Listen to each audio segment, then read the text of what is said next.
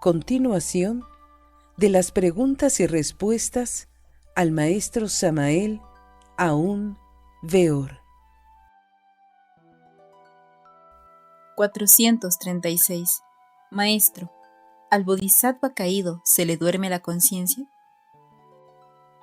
Distinguidos amigos, es claro que al caerse un bodhisattva, resucitan en él las malas consecuencias del abominable órgano condartiguador, y entonces el embrión áureo, la conciencia, viene a quedar indiscutiblemente embotellada entre tales factores infrahumanos. El resultado es que la conciencia, en este caso, pierde un buen porcentaje de su lucidez habitual, aunque no se duerme radicalmente. 437. Maestro, ¿el hombre que ha adquirido la individualidad sagrada carece totalmente de deseos? Amigos, si alguien ha disuelto el ego, si se ha desegoistizado, indiscutiblemente se ha individualizado, pero el deseo es algo más profundo. ¿Podría cualquiera de los aquí presentes eliminar el ego radicalmente y adquirir por tal motivo la individualidad sagrada, y sin embargo, continuar con el deseo? Esto parece verdaderamente paradójico, contradictorio y hasta absurdo, pero debemos analizarlo un poco.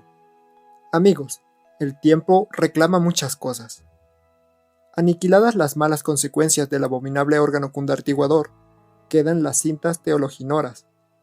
Estas últimas pueden conservarse plenamente en los mundos suprasensibles durante todo el periodo terrestre, si es que uno no se ha preocupado por desintegrarlas, aniquilarlas, reducirlas a polvareda cósmica.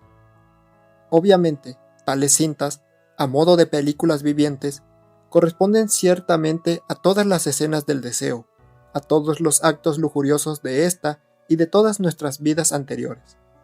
Y si no se desintegran radicalmente, tampoco se logra el 100% de conciencia objetiva, porque dentro de aquellas está enfrascada parte de la conciencia.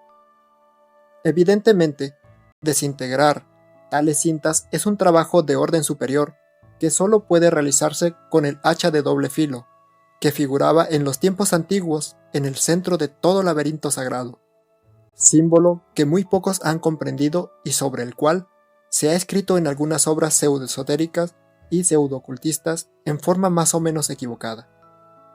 En todo caso, la electricidad sexual trascendente debe también reducir a polvo a las cintas teologinoras. Ya van viendo ustedes, mis queridos amigos, cuán difícil es poderle dar a la conciencia plena lucidez y objetividad. Es lamentable que la esencia esté tan enfrascada dentro de tan variados elementos subjetivos e infrahumanos. Desgraciadamente, muchos creen que esto de despertar conciencia es cosa fácil, y me escriben constantemente quejándose porque todavía no salen en el cuerpo astral, protestando porque después de algunos meses todavía no tienen poderes, exigiendo de inmediato la capacidad para vivir en forma lúcida y plena fuera del cuerpo físico, etcétera, etcétera, etcétera.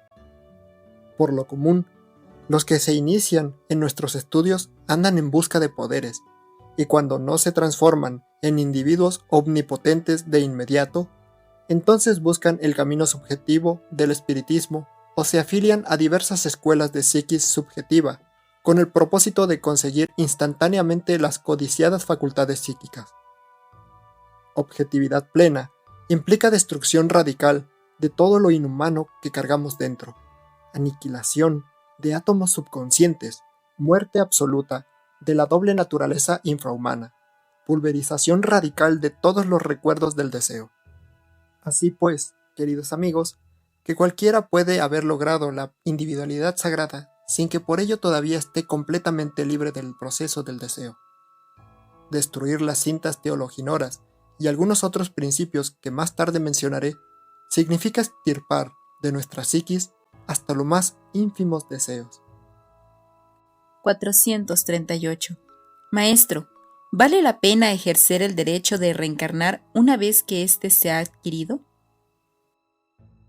Toda ilusión le es permitida a las almas reencarnantes. Sin embargo, es preferible exclamar con Jesús: Padre mío, si es posible, pasa de mí este cáliz, mas no se haga mi voluntad, sino la tuya. En instantes en que platico con ustedes, aquí dentro de este estudio de mi propia casa, que es la de ustedes, me viene a la memoria algo muy interesante. Sucedió que cierta noche fui llamado telepáticamente por un grupo de maestros de la venerable Gran Logia Blanca. Abandoné el cuerpo físico, y todas las partes de mi ser íntimo, integradas y revestidas con los cuerpos existenciales del ser, hubieron de concurrir al llamado. Flotando en el espacio, me posé suavemente sobre la azotea de un gran edificio. Me recibieron los adeptos de la fraternidad oculta con exclamaciones de júbilo diciendo: «Ha venido el arcángel Samael». Y después de los consabidos abrazos y salutaciones, fui interrogado en la siguiente forma: «Tú, como avatara de la nueva era acuaria, debes respondernos sobre la conveniencia o inconveniencia de entregarle a la humanidad terrestre las naves cósmicas. Es de gran responsabilidad vuestra respuesta». Hincado de rodillas, vi entonces con mi sentido espacial el uso que los terrícolas podrían hacer en el futuro con tales naves. El ojo de Dagma me permitió entonces ver dentro de tales naves, en un futuro inmediato, comerciantes, prostitutas, dictadores, etc., viajando a los otros planetas del sistema solar, llevando la discordia a otros rincones del universo, etcétera, etcétera, etcétera.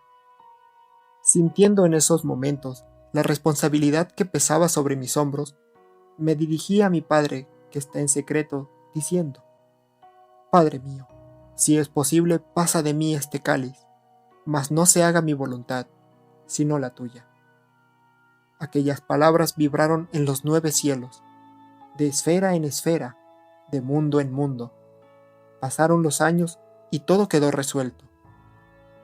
Mi Padre, que está en secreto, dio la respuesta adecuada. Selección del personal humano.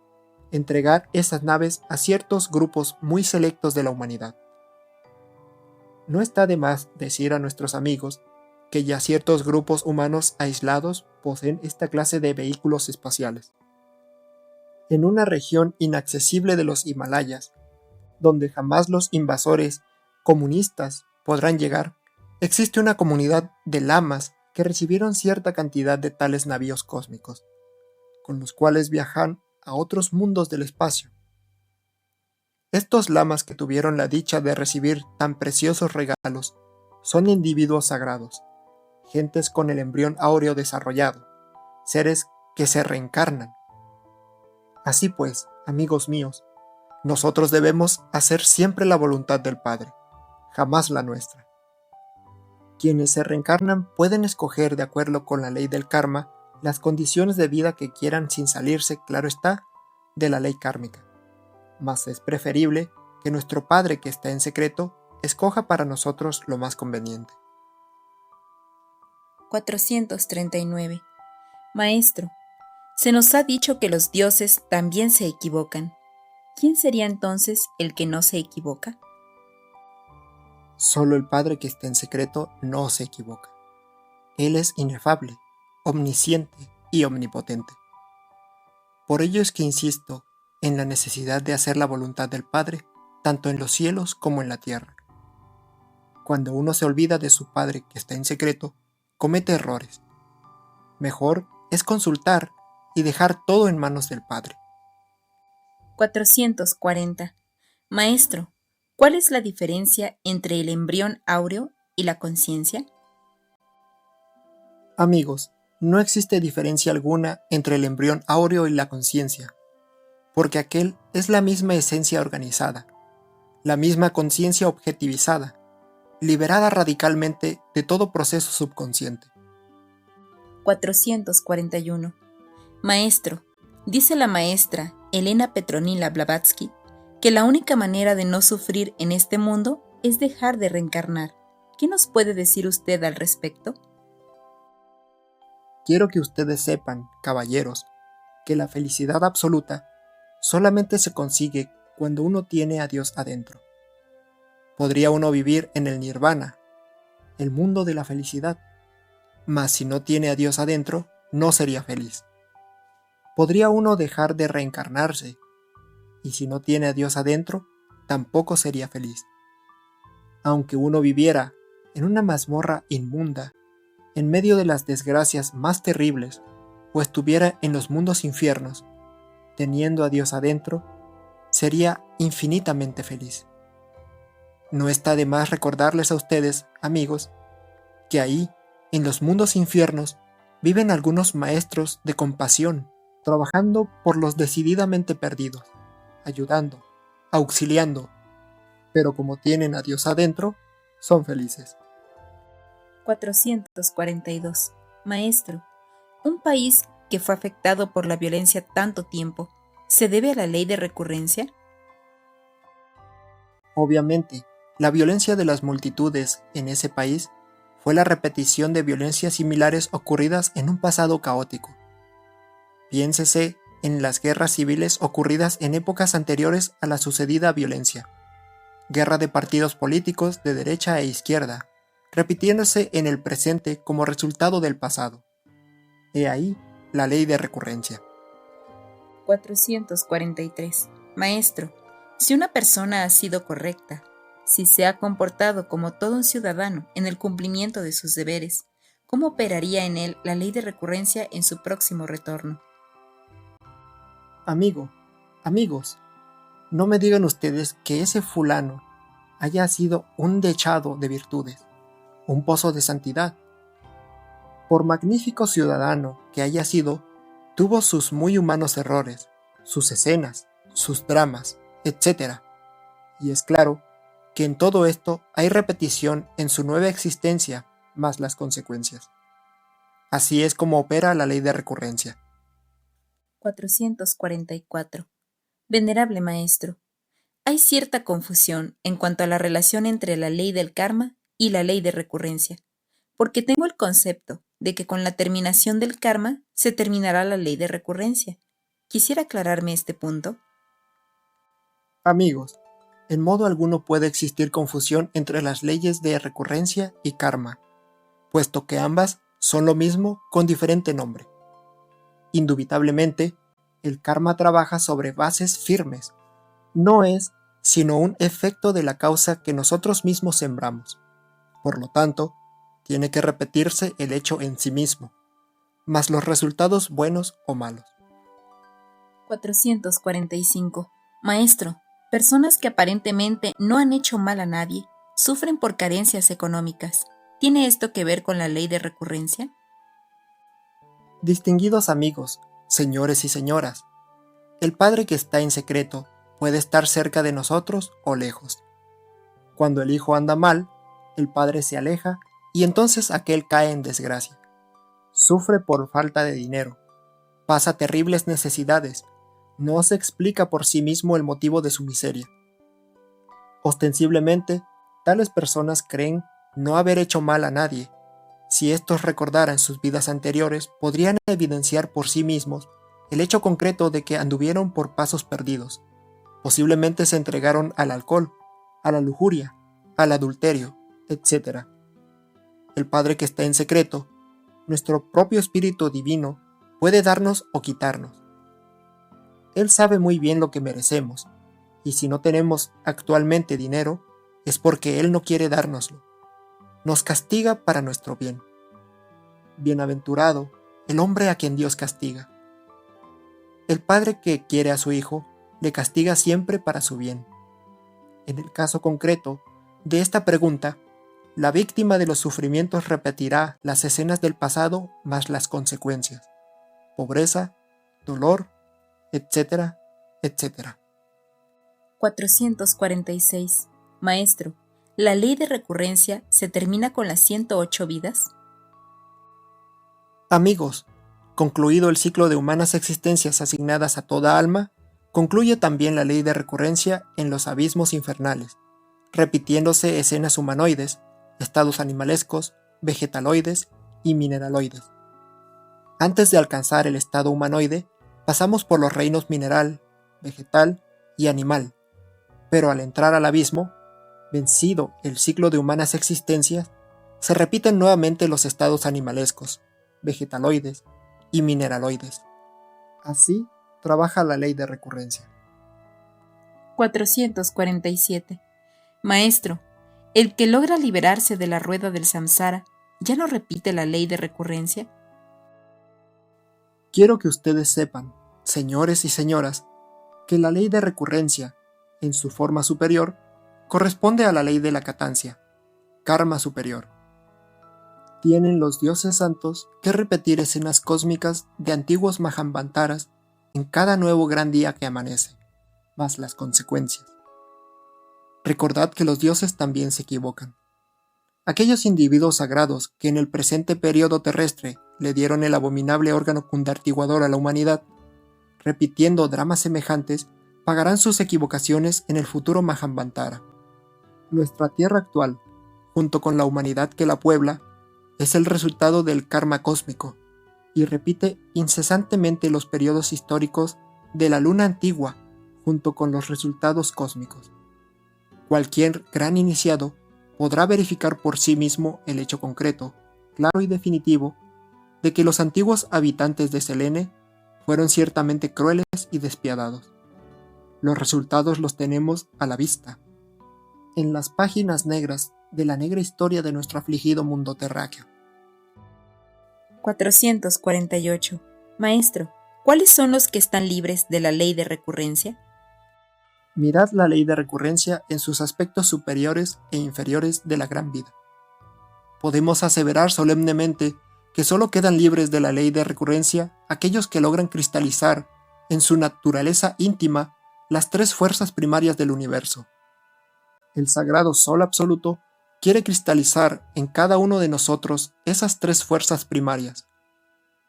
Colaboremos con él y sus santos designios, y quedaremos para siempre libres de la ley de recurrencia. 449. Venerable Maestro, al principio de esta importante disertación nos dice que al descender la esencia a los mundos infiernos, se van recapitulando estados animaloides, vegetaloides y mineraloides. ¿Tendría la amabilidad de explicarnos la palabra recapitular? Con el mayor placer daré respuesta a la pregunta del caballero. Quiero que ustedes, amigos míos, comprendan bien lo que es la recapitulación animaloide, vegetaloide y mineraloide abismal. Descender, involucionando entre las entrañas del mundo soterrado, es radicalmente diferente al ascenso evolutivo sobre la superficie de la Tierra. La recapitulación animaloide en el abismo es de tipo degenerativo, involutivo, descendente, doloroso. La recapitulación vegetaloide entre las entrañas de la tierra es espantosa. Los que por tales procesos pasan parecen más bien sombras que se deslizan por aquí, por allá y acullá, en sufrimientos inenarrables. La recapitulación involutiva, descendente, mineral, entre las entrañas del mundo en que vivimos, es más amarga que la muerte misma. Las criaturas se fosilizan, se mineralizan y se desintegran lentamente entre tormentos imposibles de explicar con palabras. Después de la muerte segunda, la esencia se escapa, resurge a la luz del sol para recapitular procesos similares en forma evolutiva, ascendente, inocente y feliz. He aquí, pues, amigos míos, la diferencia entre recapitulaciones involutivas y evolutivas. En todo caso, todos estos infinitos procesos involutivos y evolutivos son de tipo exclusivamente lunar y se desenvuelven claramente dentro del caracol universal. 450. Maestro, ¿nos explica usted que con cada ciclo de existencias, los elementales en el proceso evolutivo van despertando conciencia, porque se van procesando en octavas más elevadas? ¿Este despertar de conciencia es acaso el resultado de los sufrimientos por la involución o es el resultado del proceso ascendente? Distinguido amigo, es bueno que usted entienda que la conciencia sufre tanto en los procesos evolutivos como en los involutivos, y que, por lo tanto, a base de tantos esfuerzos y sacrificios, va despertando progresivamente. Millones de humanoides tienen la conciencia profundamente dormida, mas al entrar en el abismo, después de las 108 existencias de cualquier ciclo de manifestación, despiertan inevitablemente en el mal y para el mal. Lo interesante en este caso es que de todas maneras despiertan, aunque sea para justificar sus errores en los mundos infiernos.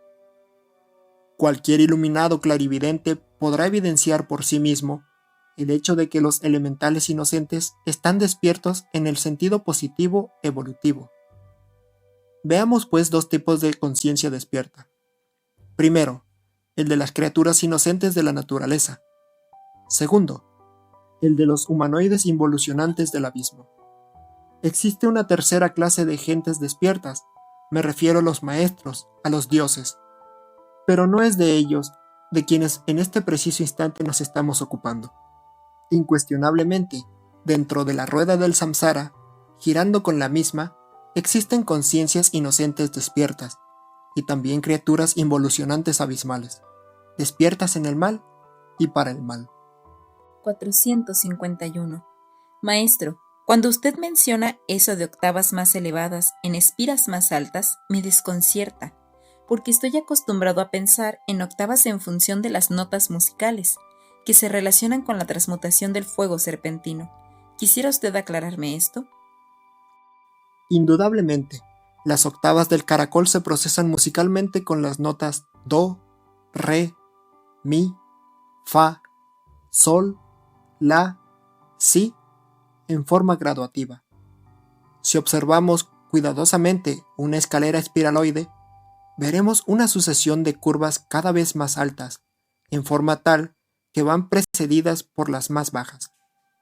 Esta formación, esta distribución de las curvas en la forma de cualquier espiral, es suficiente como para comprender que entre octava y octava existen también pausas musicales.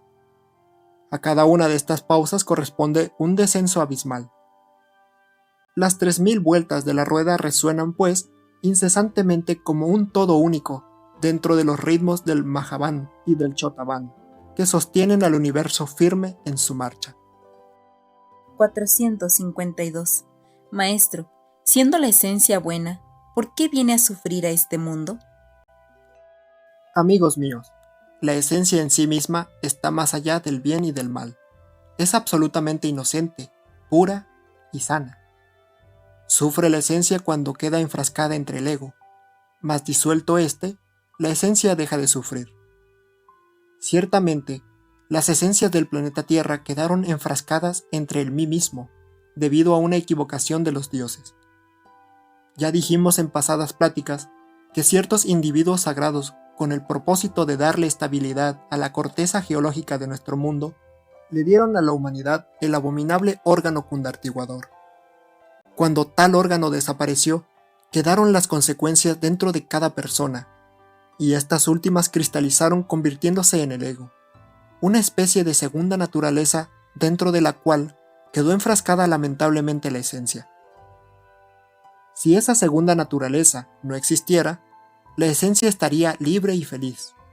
Desgraciadamente, existe como resultado del abominable órgano cundartiguador. 453. Maestro, se dice que somos hijos de Dios y que Dios es perfecto. Entonces, ¿por qué envía a sus hijos a sufrir? Ha llegado la hora de saber que todos nosotros somos hijos del diablo. Por favor, les ruego que no se asusten. Ya sabemos que el señor Satanás o Lucifer Prometeo es exclusivamente la sombra de nuestra propia divinidad interior, proyectada dentro de nosotros mismos para nuestro bien. Es evidente que Lucifer es el gran entrenador que llevamos dentro. Por ello, el impulso sexual, en el fondo, resulta luciférico. No es pues el diablo, como ya lo explicamos en pasadas pláticas, aquel personaje fabuloso que nos presentan algunas sectas dogmáticas, sino el instructor personal de cada cual. Es pues la fuerza luciférica la que lleva a los humanoides al triunfo o al fracaso, a la generación o a la regeneración. Desde este punto de vista podemos asegurar que nosotros somos hijos del diablo, y esto está dicho por nuestro Señor el Cristo. Hijos del diablo sois, dijo el gran maestro, porque si fueseis hijos de Dios, las obras de Dios haríais. Es necesario hacernos hijos de Dios, y esto solamente es posible con los tres factores de la revolución de la conciencia, tal como lo hemos citado en esta plática. Hijo de Dios es todo aquel que llega a la resurrección. Reflexionad, pues, en estas palabras, y no presumáis de santos ni de virtuosos, porque todos vosotros hijos del diablo sois. Amigos, Dios no nos manda a sufrir nunca. Los sufrimientos nos los hemos creado nosotros mismos con nuestros propios errores y a través de sucesivos nacimientos. 454. Maestro, si somos hijos del diablo, ¿quién tiene más poder sobre nosotros? ¿El diablo o Dios? Hemos dicho que el dragón es la sombra del Dios íntimo de cada uno de nosotros. Resulta evidente que cada uno de nosotros es hijo de esa sombra, de ese dragón. Y por ende, dentro del estado actual en que nos encontramos, el dragón nos controla absolutamente. Así pues, desde el punto de vista relativo y circunstancial en que nos hallamos, el diablo tiene más poder sobre nosotros que el mismo Dios. Esto no significa que el diablo sea más poderoso que Dios. Cuando la chispa inmortal resucita en nosotros, cuando nos convirtamos en hijos de Dios, entonces todo será diferente. Por esos días habremos vencido al dragón. 455. Maestro, ¿qué me dice usted de los ángeles, bodhisattvas y maestros caídos? ¿Qué tienen que ver ellos con la espiral de la vida? Distinguidos amigos, existe un momento supremo para todos los millones de esencias que pueblan la faz de la Tierra. Quiero referirme en forma enfática al instante en que por primera vez nos resolvemos a entrar por el camino solar, muy distinto, por cierto, al sendero lunar. A todos los millones o trillones de chispas virginales les llega en instante preciso la hora crítica en que tienen que definirse por el camino solar o por el caracol lunar. Cuando alguien deliberadamente escoge la senda del filo de la navaja, la suerte está echada. Después de ese momento ya no hay remedio. Aquellos que alcanzan la maestría y que después quieren volverse atrás para meterse por el sendero lunar, tendrán que pasar por eternidades espantosas en los mundos infiernos, hasta conseguir, después de muchos billones o trillones de años, la aniquilación de los cuerpos existenciales superiores del ser y la destrucción del ego animal. Esto significa que, a mayor grado de conciencia, mayor grado de responsabilidad, y el que añade sabiduría, añade dolor. Incuestionablemente, a los bodhisattvas caídos, a los ángeles negros, a los arcángeles tenebrosos, es decir, a las criaturas angélicas o divinales sumergidas en el abismo por el delito de querer tomar el sendero lunar, después de haberse definido plenamente por el solar, les tocará sufrir millones de veces más intensamente que a las gentes comunes y corrientes.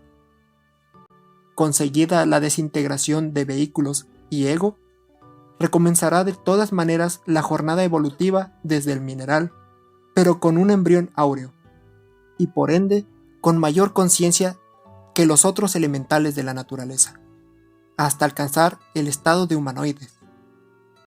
Logrado este objetivo, como quiera que poseen el embrión áureo, tales seres habrán de volver al sendero solar para crear nuevamente sus cuerpos existenciales superiores y reconquistar el estado angélico o arcangélico, etc., que otrora rechazaron. Otra es la suerte de las chispas virginales que jamás eligieron el camino solar. Estas, convertidas en simples elementales de la naturaleza, se sumergirán, con su esencia, entre el océano universal de la vida libre en su movimiento. Se trata de seres que prefirieron la vida elemental, que no aspiraron a la maestría, que siempre gozaron entre el seno de la gran naturaleza y que ahora, como destellos de la divinidad, vuelven a la misma para siempre. 456. Venerable Maestro, con lograr que los humanoides intelectuales se conviertan en elementos inocentes, ¿considera usted cumplida su misión? Muchos profetas, grandes avataras y maestros lucharon en los antiguos tiempos contra las malas consecuencias del abominable órgano cundartiguador. Esto es una misión de orden popular cuyo propósito es hacer regresar a la humanidad hasta la inocencia total. Tales santos, en tiempos antiguos, tuvieron también su círculo esotérico para los de la vía directa, para aquellos que en todas las edades aspiraron a la maestría. Ved pues, amigos, los dos círculos, el exotérico o público y el esotérico o secreto. No está de más recordarles que las grandes religiones confesionales llenan precisamente estas dos necesidades. Cualquier religión confesional sirve a las multitudes y a los iniciados. Creo que ahora habéis entendido completamente el sentido de mi misión sobre la faz de este afligido mundo en que vivimos. 457. Maestro, todo sufrimiento que uno tenga, de la índole que sea, ¿puede atribuirse a que el Padre está ausente? Amigos, existen los sufrimientos voluntarios y los involuntarios. Los primeros se procesan en aquellos que siguen el sendero directo, el camino solar. Los segundos son resultado de nuestro propio karma. Es obvio que cuando el hijo anda mal, el padre está ausente, y la consecuencia es el dolor. 458. Tocante al némesis o karma, ¿es posible que cualquier sufrimiento pueda ser negociable ante los señores del karma? Estimables amigos, quiero que ustedes comprendan que cuando tal o cual karma se encuentra ya totalmente desarrollado y desenvuelto, tiene que llegar hasta el final inevitablemente. Esto significa que solo es posible modificar radicalmente el karma cuando el arrepentimiento es total, y cuando toda posibilidad de repetir el error que lo produjo ha desaparecido radicalmente. Karma duro, llegando a su final, es siempre catastrófico. No todo el karma es negociable. Es bueno saber también que cuando hemos eliminado radicalmente el ego, la posibilidad de delinquir queda aniquilada, y en consecuencia, el karma puede ser perdonado. 459. Maestro, ¿quiere usted decir que no hay posibilidad de experiencia directa, tal como lo ha expuesto en sus pláticas, sin la disolución de los defectos psicológicos? La experiencia directa se halla asociada a porcentajes de conciencia despierta. Normalmente, las gentes tan solo poseen un 3% de conciencia despierta y un 97% de subconsciencia o conciencia dormida. Incuestionablemente, cuando se llega a poseer un 4 o 5% de conciencia despierta, empiezan los primeros destellos de experiencia directa. Distíngase entre destellos y plenitud total, que son diferentes. Alguien que posee, por ejemplo, un 10% de conciencia despierta, por ende, tendrá un porcentaje mayor de lucidez a la que aquellos que poseen un 4 o 5%. En todo caso, a medida que la esencia se va liberando, conforme el ego comienza a disolverse, la capacidad para la investigación directa irá también aumentando en forma progresiva y ordenada. El ejercicio de la división de la atención en 3 partes, tal como lo hemos explicado en esta plática, nos permitirá evidenciar hasta la saciedad el grado de conciencia adquirida. He enseñado pues aquí doctrina y procedimientos para despertar conciencia. He dado el sistema efectivo para usar inteligentemente los porcentajes de conciencia adquiridos. Cuando el ego ha sido radicalmente aniquilado, la conciencia queda totalmente despierta. En esas circunstancias podemos descender a voluntad dentro de los mundos infiernos con el propósito de ver, oír, tocar y palpar la cruda realidad de tales regiones sumergidas. Este tipo de investigaciones, por ser de tanto avance, solo es posible realizarlo a satisfacción con una conciencia absolutamente despierta. 460. Maestro, nos hablaba usted de 2 ventajas que provienen de la esencia, siendo la primera que nos orienta para vivir adecuadamente y la segunda que nos permite la experiencia directa. En la experiencia que tuvo en el mercado de la Colonia Federal, debido a una tremenda explosión, ¿cuál de las dos facultades de la esencia fue la que le permitió salvar su vida? Noble señor, séame permitido informarle que la segunda de tales cualidades de la conciencia, la de la experiencia directa, me permitió conocer por anticipado el hecho que iba a suceder, cuál fue aquel de la muerte de tales bomberos.